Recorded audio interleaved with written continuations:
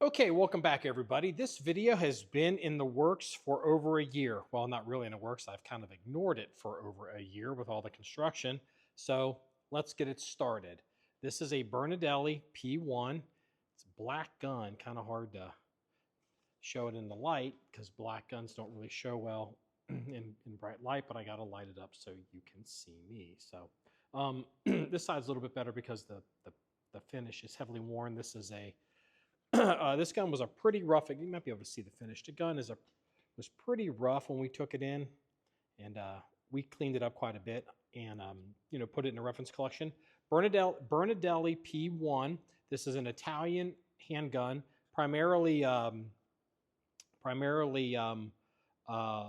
directed towards police and possibly competition, I guess, in Europe. And we'd publish some videos and content, cleaning it up and takedowns and all that kind of stuff. And we had received a message from a guy in Europe asking us if our gun had a decocker on it. I was like, I don't think it does. So let's go ahead and give a rundown of the gun. So this is I'll start it. This is a double action, single action 9mm handgun that we can also cock and lock.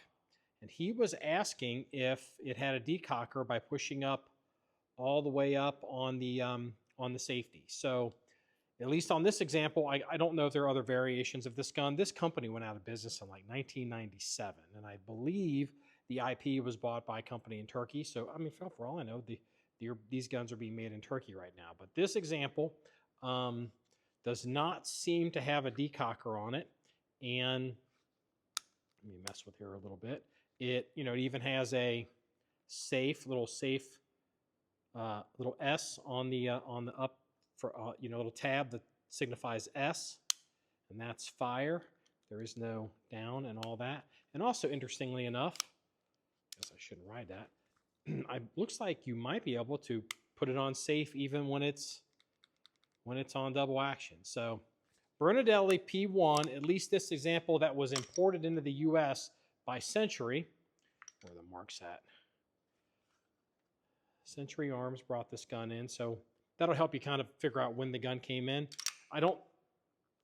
If I remember it, I don't see any markings. I would think this gun possibly went to Israel, but I don't see any Israeli markings on it at all. So I don't think you'll see anything. There's no proof marks. There's no import marks. There's no Israeli police marks. Nothing like that. So I'm not really certain how this gun got into the U.S. So to answer your question, Bernardelli P.One, at least the example sitting in the John1911 reference collection, does not have a decocker feature. Fun fact, when you Google this gun on the internet, our videos come up like number 1, number 2, number 3. So little did I ever know or suspect that we were the one-stop shop for Bernardelli information, which probably isn't saying much.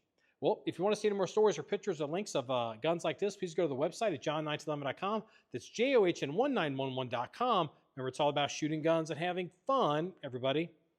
Have a good day.